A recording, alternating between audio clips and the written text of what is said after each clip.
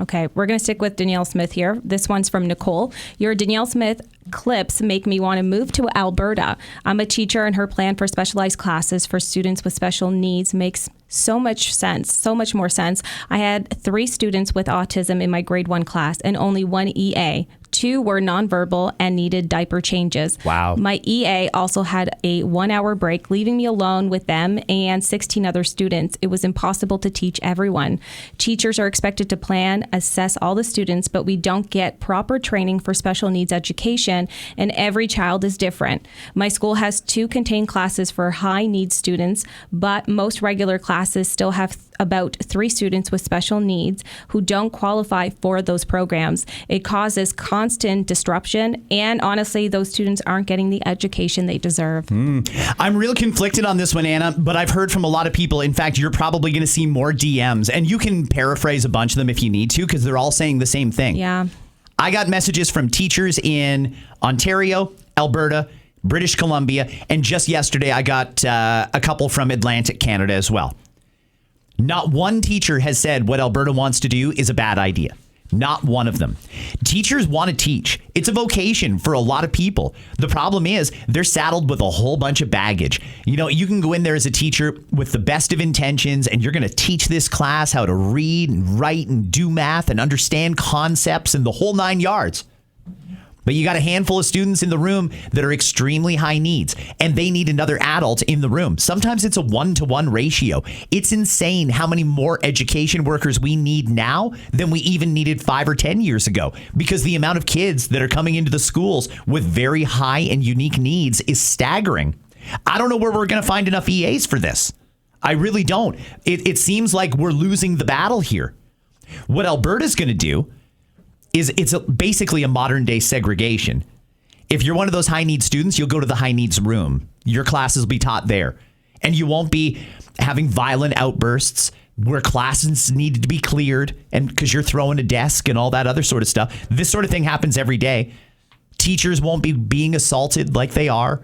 There won't be the need to do diaper changes on 4th graders. And that's happening too. All these things are happening in our classrooms, and I don't mean the diaper changes are happening in the classrooms, but the need to have diaper changes is. And it distracts the kids who are that don't have those unique needs or disabilities, and it holds them back in a lot of ways. So segregating them, I guess, would solve that problem, but it's still, I don't know how you look a kid in the eye and say you're different, so you can't be in the room with those kids. You got to be in the room with the other kids. I can't wrap my mind around that, because I don't think anybody should be made to feel that way. But I also hear from a lot of teachers that say it would be better for them too. So I'm really, really conflicted on this one. The reason I interrupted that is because Melina, she actually has a child with special needs, and she's speaking out about this. She writes, "Hey, Scott, I wanted to weigh on Alberta's plan. So my 12-year-old daughter has a rare chromosome disorder affecting her cognitively and physically. She started in a regular classroom, but in grade 3, the school pushed for an ACE program. I was against it at first, but once it started, it was clearly the right move. She now has more one-on-one support, classes of only 8 to 9 kids, and teachers and EAs who are trained and patient. Yeah. She's thriving in a way she wouldn't have otherwise. In Ontario, ACE group kids with similar learning needs, for example, a child with ADHD wouldn't be placed with nonverbal kids who require constant care. I fully support these kinds of programs for kids who need the extra help." I mean, I'm not in this situation. I can't really relate to it on that level, but I'm going to trust the parents on this one. Parents, if you think your kid would excel in a dedicated classroom that is full of trained educational support workers that know how to handle kids with high or special needs, great. You're good with it. I'm happy for you. But again, I don't want to look a kid in the eye and say you're different, so you can't be here with all the other kids. You got to go to that room with those kids. I just have a real hard time on a personal level doing that. But again, it doesn't affect me. I think I got to trust the parents and the teachers' judgment on this one. And frankly, I trust the teachers to make the right judgment in this case. So I think we should listen to them. Clearly, Alberta has done pretty extensive consultation. This is a risky thing for them to do, but everybody is telling me this is the right thing to do.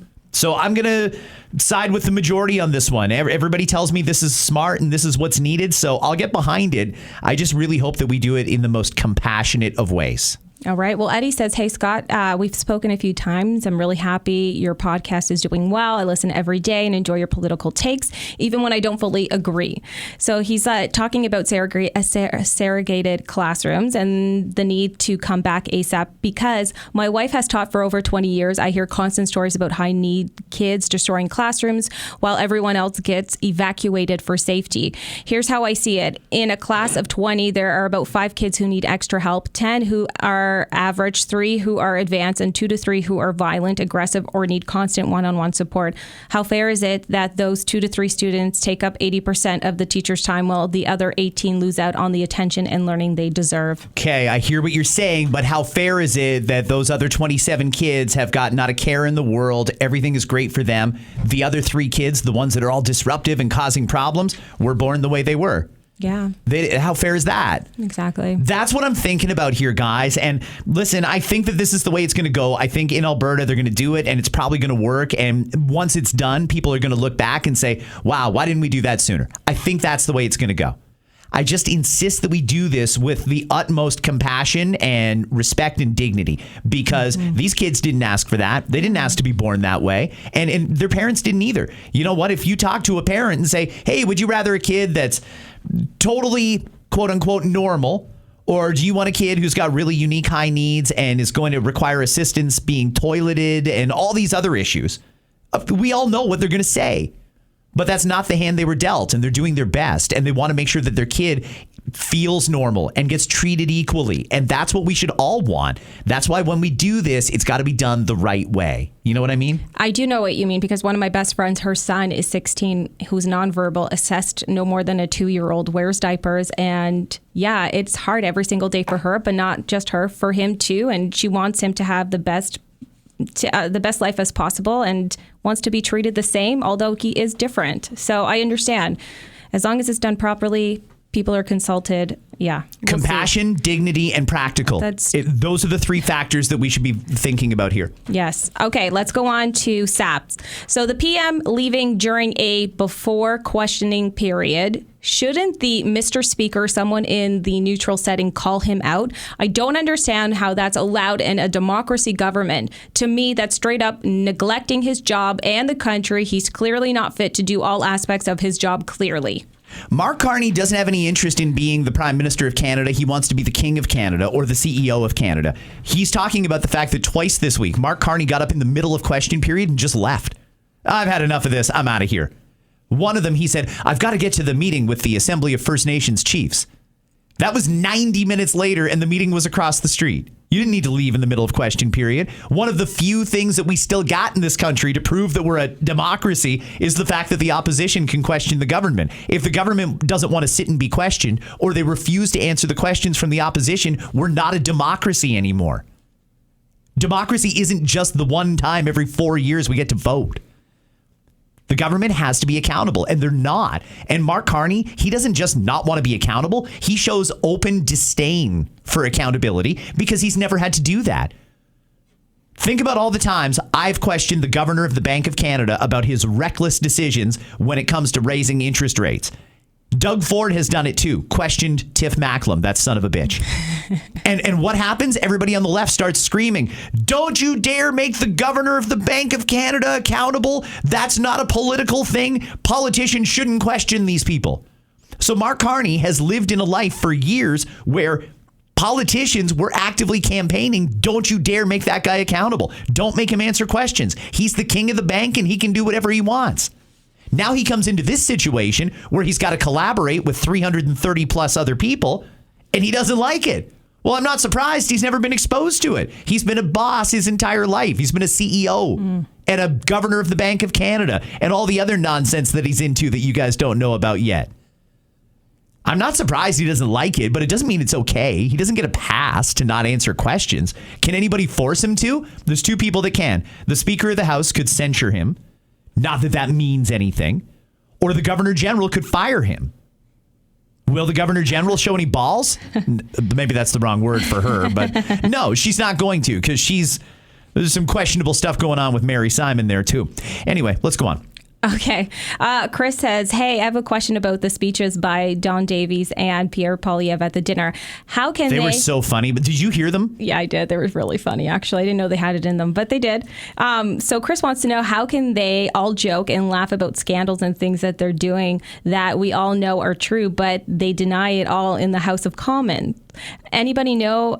Nobody says anything about it, and it makes no sense to me. It's all a big joke to the Liberals. They actually think this is a game. They think they're playing a team sport and they're playing to win. They will do anything to stay in power. And if people are up there joking about their scandals, I mean, the scandals are real. Everybody knows they're there. Even the Liberals can laugh at the fact that they're caught up in all these scandals, but they don't care. They truly just do not care. Something broke today. It was, let me give you the headline. It's Brian Passafume from I believe he's from the Toronto Sun, or maybe he's writing for the National Post now. No, it's the Toronto Sun. He put out some information here. Do you remember back in September when Carney held a cabinet retreat in Toronto? Yes. One of the most expensive cabinet retreats they've ever held. The amount of money they spent on this, it was more expensive than most cabinet retreats ever. The one that Trudeau did in Charlottetown cost less money than the one Carney did in Toronto. And Toronto should be the cheapest place to hold a summit like this. These people treat themselves like kings with our money. And they shouldn't be allowed to do that. I'm in charge of other people's money in a couple of different ways, Anna, namely for different sports bodies that I work for and things like that. I take that responsibility so effing seriously. I'm allowed to submit like expenses for mileage and things like that. I mark it down to the kilometer to make sure that I don't take a penny of money that's not mine. These Liberals, they don't have it in them. They don't have it in them. Here it is. 2-day cabinet retreat in Toronto cost the taxpayers $532,000. Hotels, steak dinners, massive bar bills. They spent well over $500,000 on a 2-day retreat in Toronto. And they didn't even stay in Toronto. They were in like North York. Yeah, it's ridiculous. It was bull. Like, they have no respect for our money, and it just guts me. When I think of how hard I work, and then I look and see all that money that got taken off my check, and then I look at these yahoos spending $530,000 on a 2-day party. It's infuriating. It's a party. That's all it is. That's all it is. They're just having a good time. All right. Well, we have this one from Anonymous. Hey, Scott, regarding question period, I never heard of this before listening to your pod. What do you think of its format? I honestly can't stand all the yelling and shouting back and forth at each other and the insults. I understand the premise of what it is supposed to do, but I really dislike the format. Why can't everyone just be quiet when someone else is talking? What are your thoughts? Basic common sense, basic decency, basic courtesy. You don't talk over someone when they're talking, but these people do. It's twofold. You've got the government who is trying like crazy to distract from what they're up to. They don't want Canadians to know how bad it is. Nobody on the Liberal side of the government was going to point out that they just wasted $532,000 on 2 nights in a hotel. They were not going to do that. So the opposition brings it up. The opposition will question them and say, how did you spend $532,000 on a hotel? And do you think that that's an appropriate use of the taxpayer money? That's a very basic question. The government should answer that. And there was a time when the government would. But the Liberals don't treat it that way. They think of this as a game. They'll do anything they can to avoid answering the actual question. And unless we have a speaker that's going to compel them to actually answer the question, I don't know what we're doing here. We're just wasting time. Back in the day, question period made a lot of sense. It was an exchange of ideas. Not even a questioning, really. It was an exchange of ideas. Hey, I see that you guys want to raise taxes. Okay, can you explain how, and can we figure out a way that taxes do go up, but only on the top 15% of earners and nothing on the people who are making less? That would be the opposition and the government working together. But ever since they put the cameras in there and social media became as popular as it did, they're all looking for that 60-second or less clip. And it's not really about getting answers or accountability. If they were compelled to actually answer a question and answer it truthfully, we'd have a very different question period. But the government's not going to do that. And you know what? In fairness, the opposition isn't going to make them do it because eventually they'll be in government and they don't want to do it either. Looks like I'm watching Jerry Springer. Legit. It's crazy. These are adults that are doing that. And it's really hard for regular folks to accept who are on their way to their actual laborious job, watching these yahoos making $330,000 a year that are doing nothing except trying to figure out how to spend more money and probably how to figure out how to expense cocaine. Yeah. Oh, well, Logan. Boy, the taxpayers are in for, we're really going to get fleeced if they can figure out how to write off cocaine, by the way. It's always snowing in Ottawa, just so you know. I've heard that too. Okay, well, Logan writes, hey, Scott, here's my question for today. If you get a chance to read it, every time you play a clip about government, how come it sounds like you're having your discussion elevator? Thanks for the podcast. Can't wait. There's a couple of different places that members of parliament do their media availabilities. In the House of Commons, the media doesn't go in there. There's cameras in the House of Commons that captures that moments when they're asking questions during question period and giving their member statements. So that's fine. So they'll either come outside the doors of the House of Commons and give their media availability there, or they'll do it outside the cabinet room.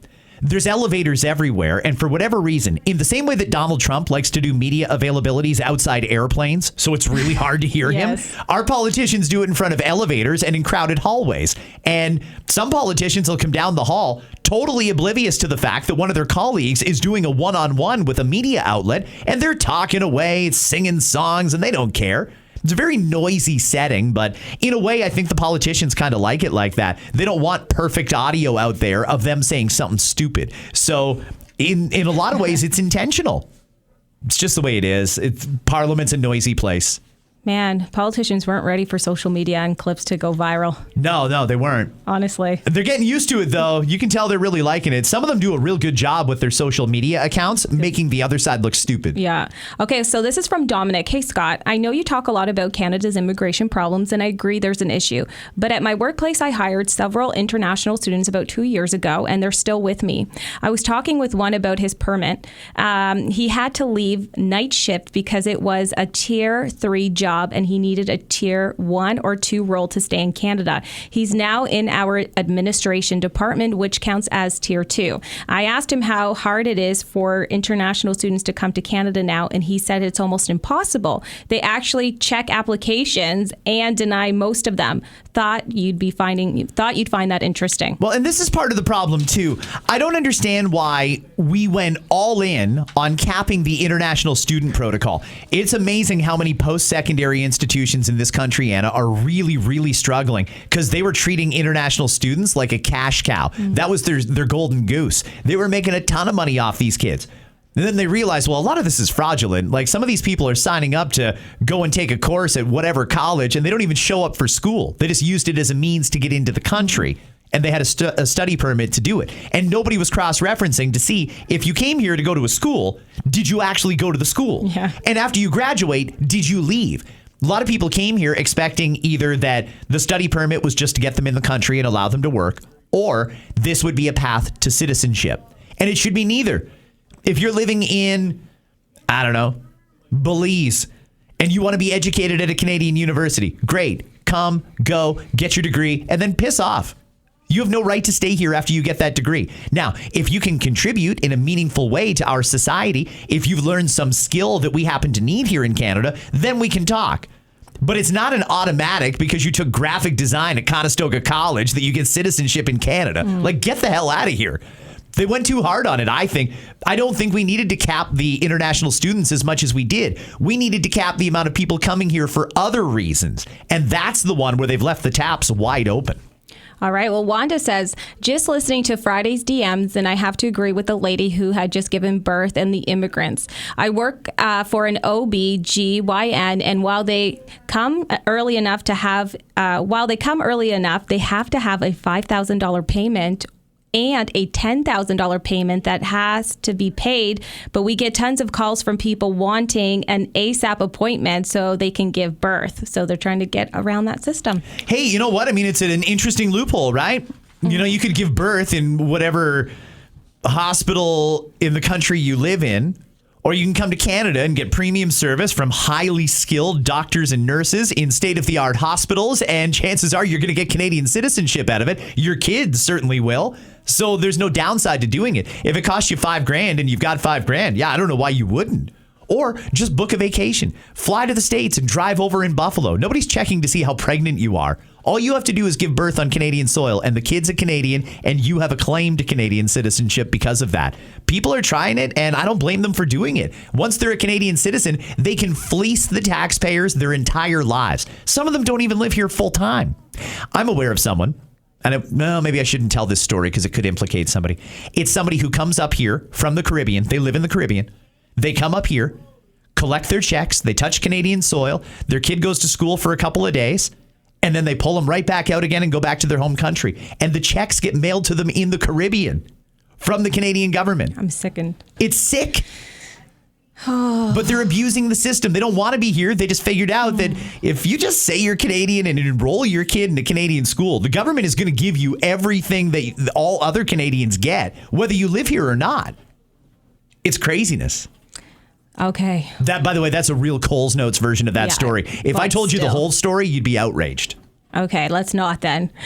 We're going to go on now with Stephen. Hey, Scott, Carter Hart played his first game Tuesday after nearly 2 years. People were mocking his post-game interview, essentially saying his emotions were crocodile tears. I would love to hear your take on that once again. I had to look that one up. I don't feel that way. I think Carter Hart was dealt a bad deal. This should have never gone to a second trial. There are a lot of people that are owed accountability on this one, but Carter Hart doesn't owe anybody anything, and I don't think that any hockey team should apologize for hiring one of the best hockey goalies out there. It was Vegas he went to, right? I believe so, yeah. Hey, listen, Carter Hart was tried by a jury of his peers, and then eventually it went to a judge, and apparently we're supposed to have faith in our justice system and our judicial leaders there, and the judge, who was a woman, said not guilty. Mm-hmm. Not guilty is not guilty.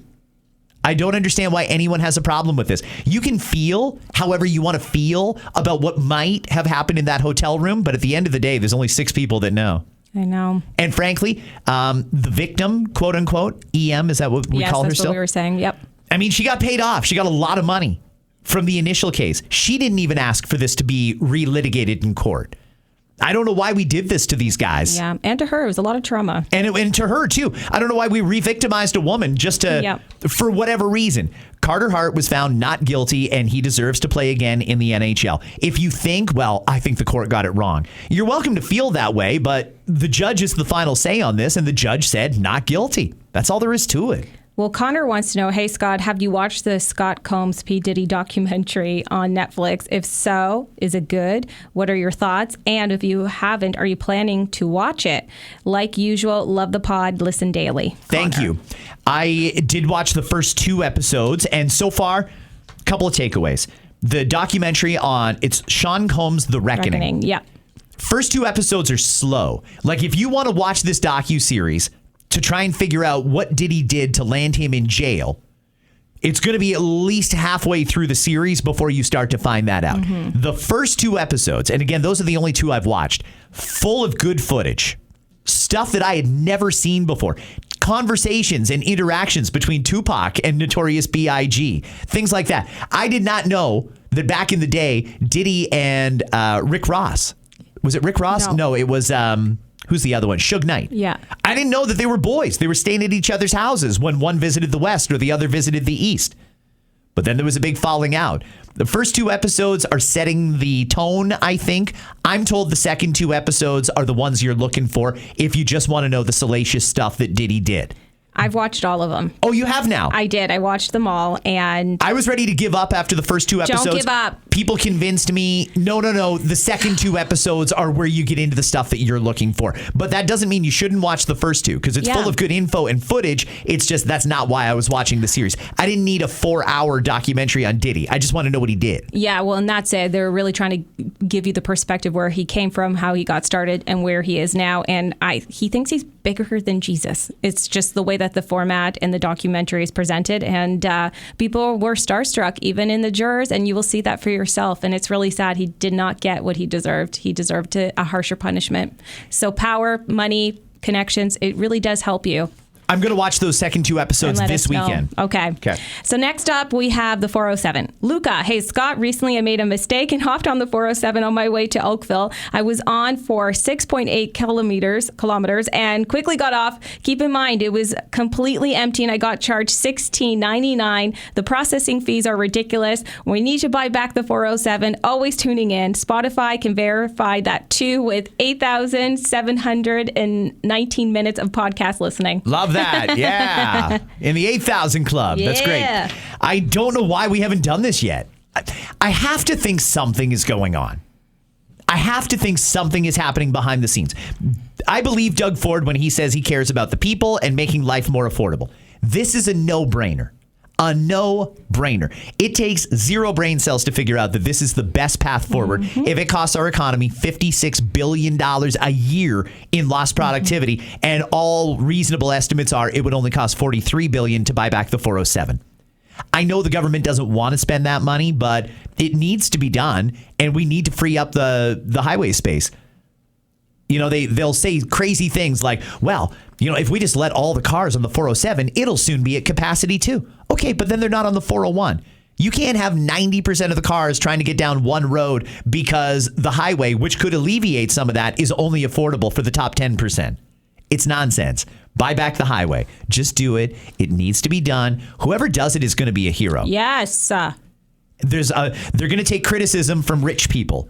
Oh, well. Because the rich people like being able to get wherever they want, not having to sit in bumper-to-bumper traffic. But that's not reality. That's not this country. We are full, and we have a great need to move cars faster. And the simplest way to do it, an immediate overnight solution, buy back the 407. Now, if they don't want to sell, I almost kind of hope they don't. Because I'd love to tell that company how far they can shove it up.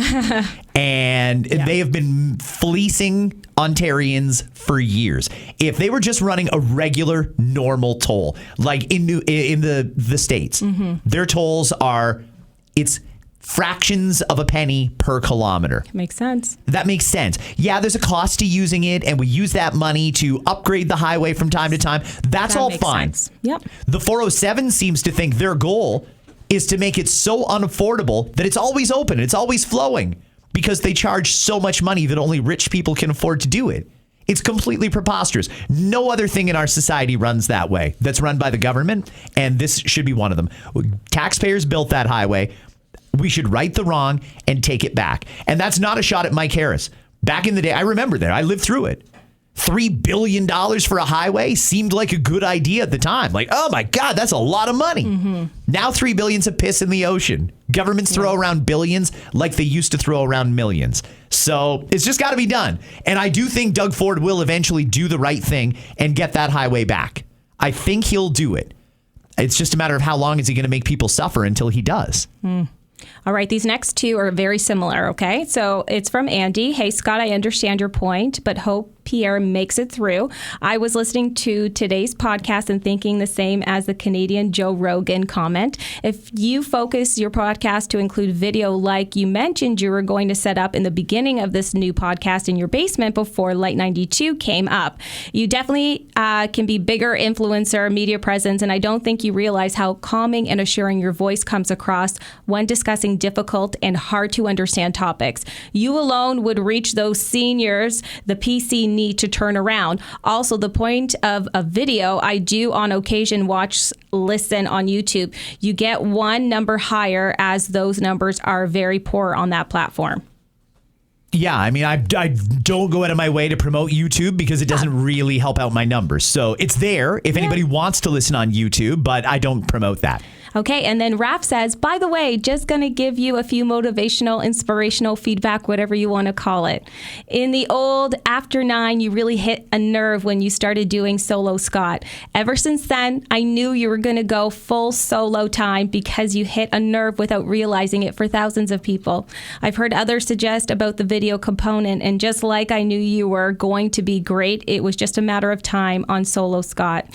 I have the same feeling if you add video and add guests. You're going to be great. You may not believe in yourself, but take it from this listener. We believe in you, and we're cheering you on. Oh, thank you.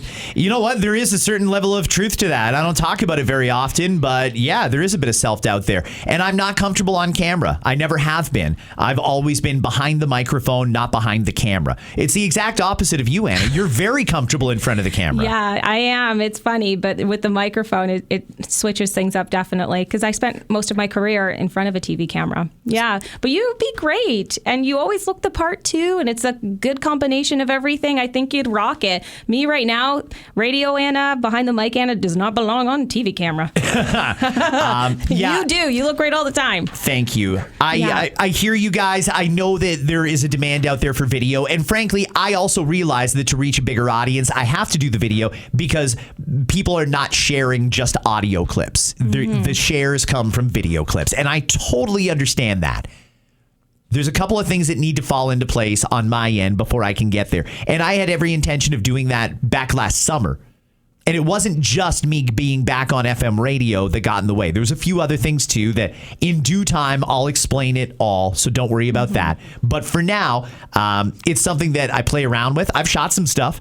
I never released it because I wanted to see how it would look and how I could make it better and how I could do it differently. There's a lot of different ways that people do video. Some of them like to make it look like they're sitting at a news desk, you know, like some of the Rebel Newses and True Northern Perspectives or whatever. Okay, well, I'm not sitting at a news desk. I'm sitting in a studio right now that's a radio studio surrounded by computers and electronics. It's a cool backdrop, but I got to figure out there's got to be more to that. I watch these video clips that Ben Mulrooney puts out. And you can tell it's a single camera just sitting there capturing him do his thing. And I don't know how engaging that is. Maybe it works for Ben. I don't know. But I want something different. I want to... Everything I do has got to be at a certain level of professionalism. And until I can consistently deliver a quality video, I keep telling my higher-ups, I'm not there yet. Until you show me something that looks like something I can be proud of putting out every day, I'm not committing to doing it. And it's also got to be done regularly. I don't want to put out a video today and then you don't see me again for 2 months. You want video, we're going to do video. It's just a few things have got to fall into place before that happens. And I'm not quite there yet. But that makes sense. I talk about it all the time with my bosses, and we'll get there. I promise you we'll get there. But in the meantime, this can very much replace your radio listening. And that was always my goal on this pod, is I want to put something out in audio form that's going to play through your dashboard just like the radio does and just like you're used to hearing me on the radio. Mission accomplished. I mean, you can hear it. 7.8 million minutes listened this year on Spotify alone. There's a lot of people listening. Could I take it to the next level? Could I involve more guests? Yeah. But there's also people in that space as well. And I don't necessarily want to compete with, you name it, Ben Mulrooney, Jasmine Lane, whoever. You're not competing with But you know what? I understand. But they also can't compete with me. Amen. Like, they can't do what I do. And I don't know that I want to copy what they do. There's different people doing different things. And it all contributes to this atmosphere and this orbit, this media circle that's going on. And I'm not going to stand there and yell into a camera because I think that's what's going to get attention. And there's some people that do that and they think that's going to work. Some people are chilling in their basement, swiping away on TikTok, and that's their video. When I introduce video, it's got to look good, it's got to be professional, and it's got to be something that I personally am proud of putting out. And until I see a demo that works for me, I'm going to keep doing the audio podcast that, again, nobody else is doing it like me. People ask me all the time, what other podcasts are there like yours? I guess the closest one is Ben Mulrooney, but I don't know. Ben's not me and I'm not Ben. And you're one person and Ben has people. Don't forget that. Yeah. Don't forget that's true that. too. You're not going to say it. I'm going to say it. Ben has people working with him. It's not just him by himself. And you are one person doing this all by yourself. So kudos to you. Soak that up because that's important to know. If I could walk out the door right now and say, okay, you guys produce it up, upload it, and get it on Spotify and get it on Apple, it'd be great. That'd be a good gig. But it is just me. It is just you. And you're proud of it. And I think that's great. Yeah, no. Keep doing what you're doing. And Kay says, hey, I'm a little disappointed that I didn't make the top 1%, but 4% ain't bad. Been listening since the start of the pod, your previous pod, and your time at the Beat, and very disappointed with how they handle things while you were on sick leave. Keep up the great work. Your voice is refreshing, a sensible one, and a needed one. Wishing you all the best as you wrap up your first year as a solo pod. Again, you did this all in less than a year. Less than a year. Yeah. Like, damn. Yeah.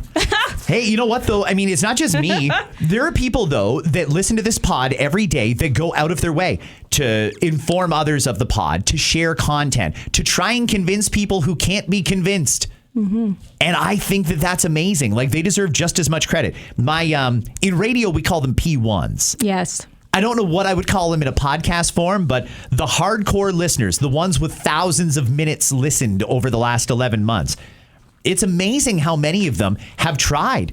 You know, you've got that stubborn old aunt that just refuses to believe anything unless she sees it on the news. So I've got listeners that'll take my podcast and sit that cranky old aunt down and say, listen, this is Anita Anand herself saying it. This is Mark Carney himself saying it. And people are shocked. They're like, where did you get this? Is that AI? No, it's out there. It's just people don't know where to look. If you listen to this podcast, you're going to get a fairly well-rounded worldview, I think. But I'm biased in saying that. If you only go by some of the other influencers, I guess, that are out there, you get a different take. I think this is a good, well-rounded. This should be part of your listening every day, in my estimation. Mm-hmm. But again, I'm biased. I'd love for you to be listening every day, but I also try and set it up so that if you only tap into a couple episodes a week, it still makes sense. Well, this is the final one for this Friday's DM portion. It's from Matt, and he says, hey, Scott, just wanted to leave a message. After the election, I took a break from politics. It was so depressing, so I stopped listening for a little while. It had nothing to do with you. I've been a loyal listener since your first episode. I recently started tuning in again because I missed hearing your take on what's happening in the country. Things aren't any better, but pretending everything's fine only works for so long. I'm an electrician, and construction, especially residential, has basically come to a halt. Hopefully things turn around soon because it's not looking good. Thanks for what you're doing with the podcast. It's always solid and informative. Keep up the great work, and Merry Christmas to you and your family. Thank you very much. That's from Matt. How scary is that? He's an electrician, but residential construction has basically ground to a halt because nobody wants to invest in homes right now. And the government flat out lied to us when they made all those promises about building homes. That is crazy that someone with a skilled trade like that is a little unsure about what's going to happen with the economy. That's bad news. Anyway, thank you, everybody. I know that there was a lot more DMs there. What did you pick out, the top 20? Yeah, there was a lot. There was multiple pages, but I hope it was a good flow for what we were hoping to get to today. You do a great job at doing that. So thank you very much, Anna. I appreciate your time and your work on this pod this year. Oh, well, I appreciate you letting me be the voice. Can I be honest with you? Because I have a real fear of reading out loud. Isn't that strange? Fear of reading out? This is interesting. What do you mean? Yeah, because I don't know. English wasn't my first language, and I never had help with reading. And everybody used to write me off as the dumb girl. And so I panic, especially if I see words. I know what they are, but then it comes to the moment I freeze and I can't say them. Anyhow, I get nervous because I was always teased about reading out loud. And so you've actually helped me feel comfortable. This has been like a project for me. And so every week, before I sit down, I'm like, I take a deep breath, and then I hope for the best. So so thank you for letting me grow here too. You've done a fabulous job. But it sounds like we're ending for the season here, and we're not. There's going to be more podcasts for at least the next 2 weeks. Yeah. And by the way, over the break, I'm not going to be doing new episodes from about, I'd say the 23rd might be my last episode. That's fair. Until January 6th. But there is going to be, or 5th, there's going to be episodes that come out that are pre-recorded, that are intended to provide content for people who just like being able to hear that content. And I know that schedules change, especially in that week between Christmas and New Year's. So I'm going to put out some episodes that are going to be, listen to them on demand if you want to. And I'm doing a full episode on cannabis. Ooh. I've got somebody who is not just a retailer, like an executive in the industry who we can have a real candid conversation with about weed. I might even get high for that one. You should. I mean, you got to try them out. I'm also going to do, there's going to be a silent date update next week. Tell me more. To get everybody caught up.